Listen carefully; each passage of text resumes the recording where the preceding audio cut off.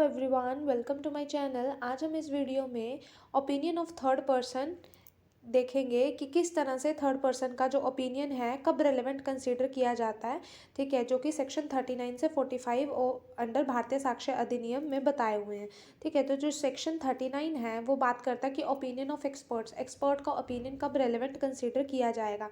तो सबसे पहले क्वेश्चन है कि एक्सपर्ट कौन होंगे। एक्सपर्ट वो पर्सन्स होते हैं जिनको अपनी पर्टिकुलर फील्ड में, जिसमें उन्होंने सब्जेक्ट वाइज होती है, जैसे फॉरेन हो गया, आर्ट हो गया, साइंस हो गया, हैंड राइटिंग हो गया, तो अपनी पर्टिकुलर फील्ड में वो स्किलफुल हो, पर्टिकुलर नॉलेज हो उनको अपने सब्जेक्ट से रिलेटेड, फुली नॉलेज हो, मीन स्किल होने चाहिए वो बिल्कुल।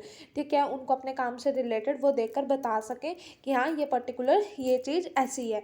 ठीक है, उनको हम क्या बोलते हैं, एक्सपर्ट बोलेंगे। ठीक है, तो 39 सेक्शन क्या बात करता है कि ओपिनियन एक्सपर्ट का कब रेलेवेंट कंसिडर किया जाएगा। कहते हैं when the court has to form an opinion as to, जब कोर्ट को चाहिए कि ओपिनियंस चाहिए किन चीज़ों के ऊपर, फॉरेन लॉ के ऊपर, साइंस के ऊपर, आर्ट के ऊपर, हैंड राइटिंग के ऊपर, फिंगर इंप्रेशन के ऊपर। अब कोर्ट को क्यों चाहिए, क्योंकि जो जजेस हैं हमारे, जजेस ने क्या किया है, जजेस लॉ की डिग्री लेकर, मतलब लॉ की डिग्री ली है एंड जुडिशरी क्रैक करके अपने जजेस बनते हैं। ठीक है, आपको ये पता होगा। ठीक है, तो अब क्वेश्चन आ जाता है साइंस से रिलेटेड। अब साइंस की नॉलेज नहीं है जज को, तो वहाँ पर उनको किस पर्सन का ओपिनियन देखेंगे, किससे पूछेंगे वो। तो कहते हैं जिसकी साइंस की जिस पर्सन को पर्टिकुलर स्किलफुल हो वो साइंस के अंदर, पर्टिकुलर सब उस सब्जेक्ट के अंदर, मेडिकल में, फिजिक्स में, केमिस्ट्री में, तो वो क्या करेंगे, अगर कोई भी केमिकल से रिलेटेड है तो केमिस्ट्री में वो क्या होगा, मीन्स स्किलफुल होना चाहिए पर्सन, एक्सपर्ट होना चाहिए केमिकल से रिलेटेड। तो वो क्या करेंगे, उस पर्सन का क्या लेंगे, ओपिनियन लेंगे, वो रेलेवेंट कंसीडर किया जाएगा। ऐसी आर्ट से रिलेटेड, हैंड राइटिंग से रिलेटेड, फिंगर इंप्रेशन से रिलेटेड। कहते हैं the opinion of person specially skilled होने चाहिए, वो रेलेवेंट हो जाएगा उनका, उस पर्सन को क्या बोलते हैं हम, एक्सपर्ट्स बोलते हैं। ठीक है, नेक्स्ट बोलता है कंडीशंस हैं कुछ कि एक्सपर्ट का ओपिनियन कब हम एडमिट करेंगे। क्या कंडीशन है, ऐसा तो नहीं ना, जरूरी नहीं है ना कि एक्सपर्ट ने ओपिनियन दे दिया, ठीक है, तो हम उसको रेलेवेंट कंसीडर कर रहे हैं अपने केस में, नहीं। तो उसकी कुछ कंडीशन है। सबसे पहले तो that the dispute can not be resolve without the expert opinion. Second बोलता है that the witness expressing that it is a really an expert.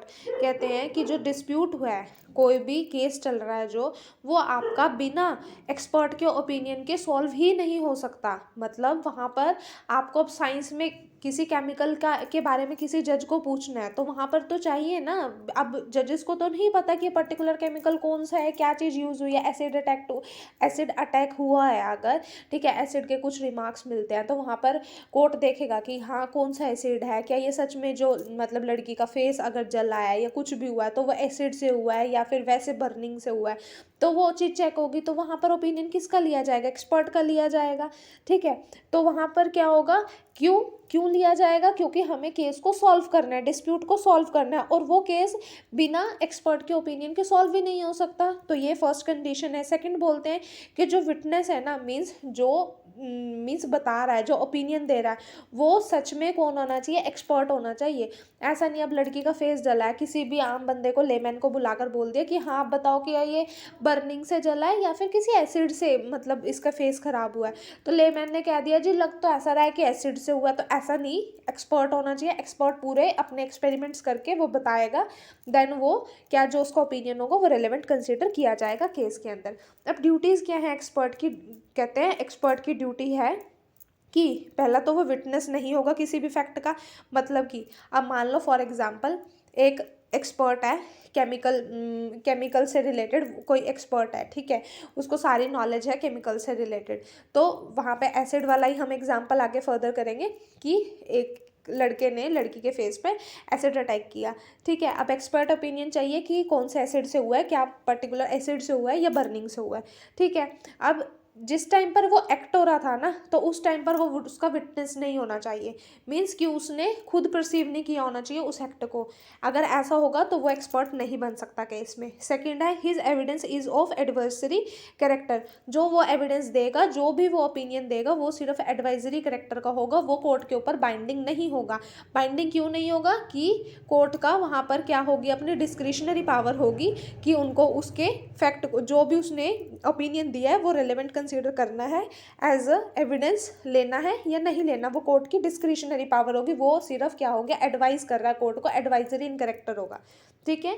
Third बोलता है कि जो एक्सपर्ट होंगे वो डिपोज करेंगे, ना कि जो केस है उसको डिसाइड करेंगे। डिपोज मीन्स वो सिर्फ फैक्ट देंगे, सिर्फ क्या करेंगे, ओपिनियन देंगे फैक्ट से रिलेटेड, वो केस को डिसाइड नहीं कर देंगे। अब ऐसा नहीं कि अब ओपिनियन लिया ना कि हाँ ये एसिड से हुआ है या ये बर्निंग से हुआ है। अब क्या हुआ है, जो हमारे एक्सपर्ट है उसने बोल दिया कि एसिड से नहीं हुआ, जो क्लेम किया गया था किसने, जो विक्टिम थी, विक्टिम ने क्लेम किया था कि एसिड अटैक हुआ है। ठीक है। बट यहाँ पर एक्सपर्ट ने क्या बोल दिया कि नहीं जी, जो फेस है वो एसिड से नहीं, या फिर डॉक्टर वहाँ पे एक्सपर्ट हो गया, डॉक्टर ने क्या कह दिया, डॉक्टर ने बोला कि नहीं जी ये बर्निंग से हुआ है। ठीक है, फेस बर्न हुआ है मीन्स आग से हुआ है। ठीक है, तो वहाँ पर क्या होगा, क्या हुआ, अब उन्होंने ओपिनियन दे दिया ना अपना, एक्सपर्ट्स ने ओपिनियन दे दिया, तो इसका मतलब उन्होंने बोल दिया कि नहीं जी बर्निंग से हुआ है, तो केस वहीं ख़त्म हो गया। नहीं, ऐसा नहीं होगा, केस वहीं ख़त्म नहीं होगा। तो वो सिर्फ एक ओपिनियन होगा जो कि एडवाइजरी करेक्टर को होगा, जो कोर्ट की डिस्क्रिशनरी पावर होगी, मानना है या नहीं मानना। केस आगे फर्दर चलेगा, आगे और एविडेंसेस लिए जाएंगे एंड उनके ओपिनियन को क्या कॉन्ट्राडिक्ट भी किया जाएगा, इन कॉरपोरेशन के लिए भी उसमें और हम एविडेंस एड ऑन कर सकते हैं। तो इसमें केस हुआ था Kanpur university versus the Sameer Gupta and others.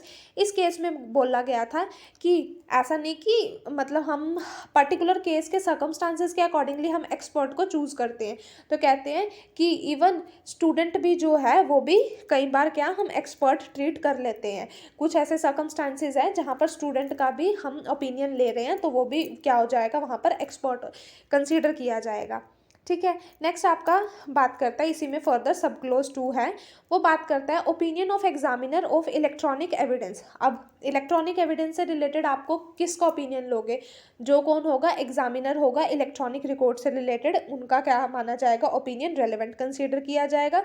And the opinion of examiner of electronic evidence under section 79A is relevant fact, वो क्या हो जाएगा, रेलेवेंट हो जाएगा। अब नेक्स्ट सेक्शन आपका बात करता है सेक्शन 40। कहते हैं section 14 fact bearing upon opinion of experts. कहते हैं fact bearing upon opinion of expert, fact which support, जोन से फैक्ट सपोर्ट कर रहे हैं या फिर रिबूट कर रहे हैं ओपिनियन ऑफ एक्सपर्ट को, वो क्या हो जाएंगे, रेलिवेंट। अब क्या दिया है, एक्सपर्ट ने एक ओपिनियन दे दिया, ठीक है, उसके ऊपर कुछ फैक्ट्स निकल कर आ गए। अब वो जो फैक्ट निकल कर आए हैं, जो फैक्ट थे ना, जो ओपिनियन दिया है किसने, एक्सपर्ट ने ओपिनियन दे दिया अपना। अब या तो वो उसका ओपिनियन उस फैक्ट को क्या कर रहा है, सपोर्ट कर रहा है, या फिर वो क्या कर रहा है, रिबूट कर रहा है, या अनदर कोई फैक्ट निकल कर आ गया उसकी उससे उसके ओपिनियन से, तो वो सब क्या हो जाएगा, रेलिवेंट कंसीडर किया जाएगा अंडर सेक्शन 40 में।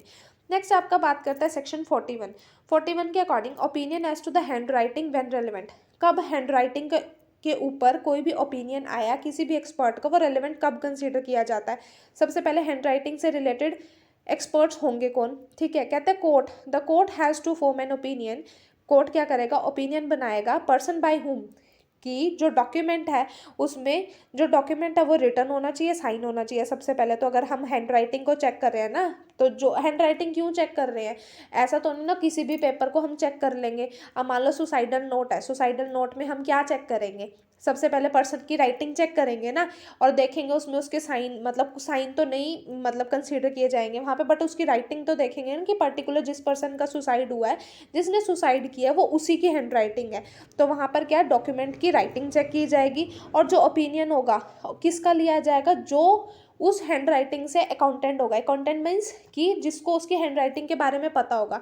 अब सपोज उसकी फैमिली वालों को पता होगा, या उसके फ्रेंड्स को पता होगा, या उसके टीचर्स को पता होगा, ठीक है, तो उनका ओपिनियन लिया जाएगा। वहाँ पर वो कौन हो जाएंगे, एज अ एक्सपर्ट कंसीडर किए जाएंगे हैंड राइटिंग के टर्म्स में।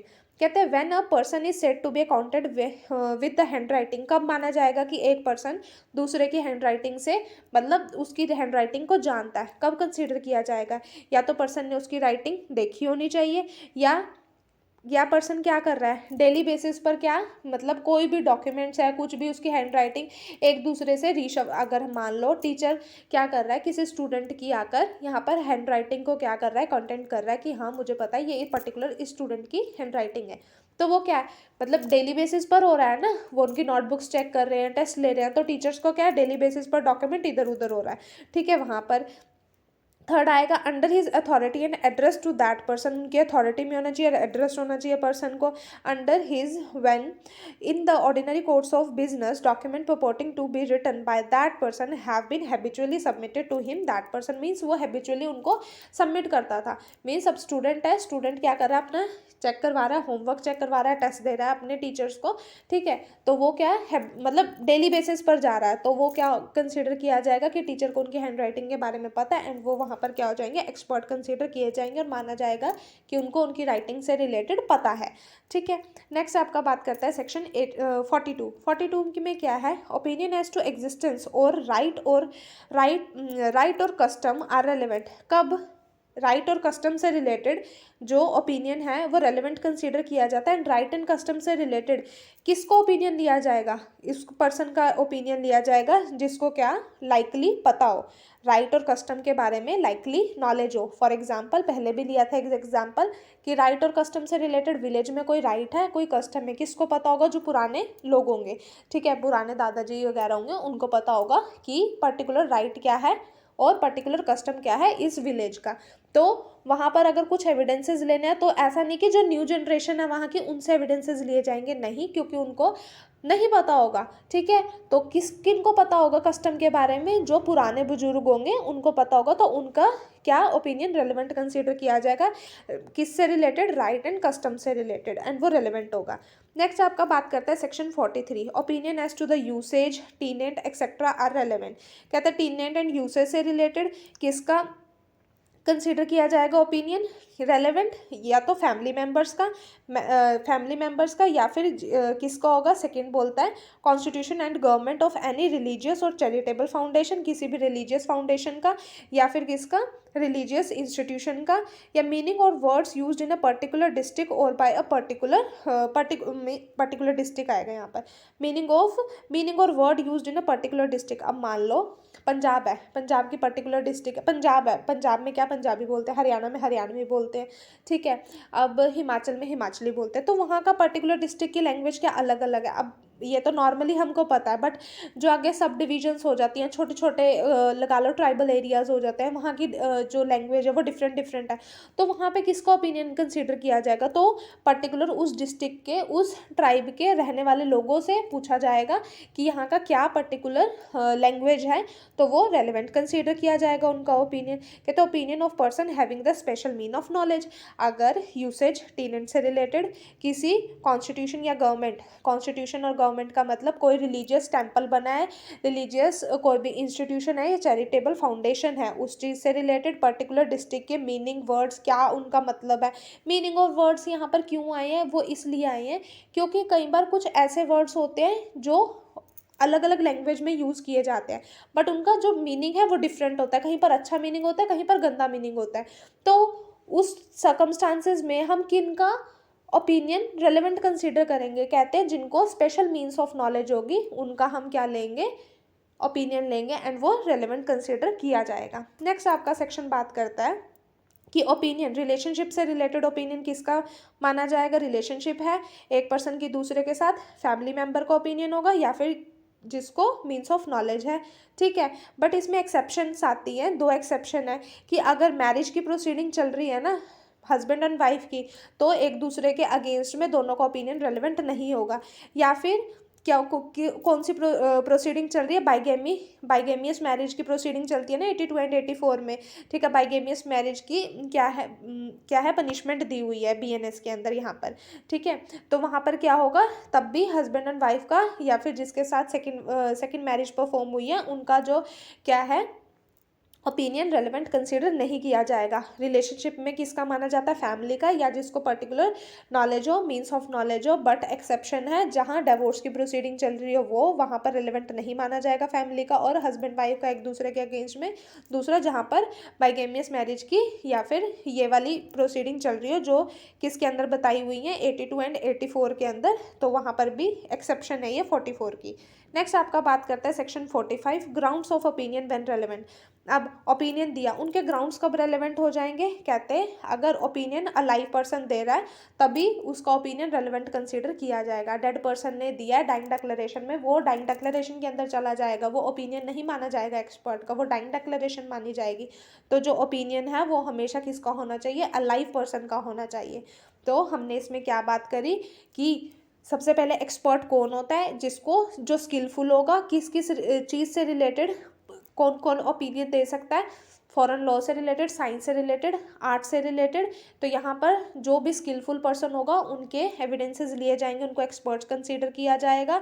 नेक्स्ट हैंड राइटिंग से रिलेटेड अगर हमें कोई भी क्या लेना है, एविडेंस लेना है, तो हम किसका ओपिनियन लेंगे? जिसको हैंड राइटिंग के बारे में पता हो। रिलेशनशिप से रिलेटेड जो फैमिली मेम्बर्स होंगे या जिनको पर्टिकुलर नॉलेज होगी। बट एक्सेप्शन कहाँ पर आ जाती है? डिवोर्स और कौन से, जो हमारी बाइगेमियस वाली प्रोसीडिंग्स थी उनके अंदर आपकी एक्सेप्शन आ जाएगी। कस्टम एंड राइट से रिलेटेड जिनको लाइकली पता हो, जो यूसेज एंड टीनेंट से रिलेटेड, या फिर कोई कॉन्स्टिट्यूट हुआ है रिलीजियस इंस्टीट्यूशन, चैरिटेबल फाउंडेशन, या फिर कोई वर्ड से रिलेटेड, मीनिंग से रिलेटेड जो पर्टिकुलर अलग अलग डिस्ट्रिक्ट्स में यूज़ किए जा रहे हैं लैंग्वेज से रिलेटेड, तो उन पर्सन का ओपिनियन रेलेवेंट होगा जिनको पता हो, जिनको मीन्स ऑफ नॉलेज हो, जो उस डिस्ट्रिक्ट के, उस ट्राइब के, जिनको इन शॉर्ट जिनको मीन्स ऑफ नॉलेज हो। ठीक है, होप आपको सभी ये सेक्शंस क्लियर हुए हो अच्छे से। अगर अच्छा लगा हो तो लाइक करना, शेयर करना, सब्सक्राइब करना चैनल को, एंड प्लेलिस्ट में जाकर चेक करना, सीरीज़ में आपको सारे लेक्चर्स मिलेंगे। Thank you.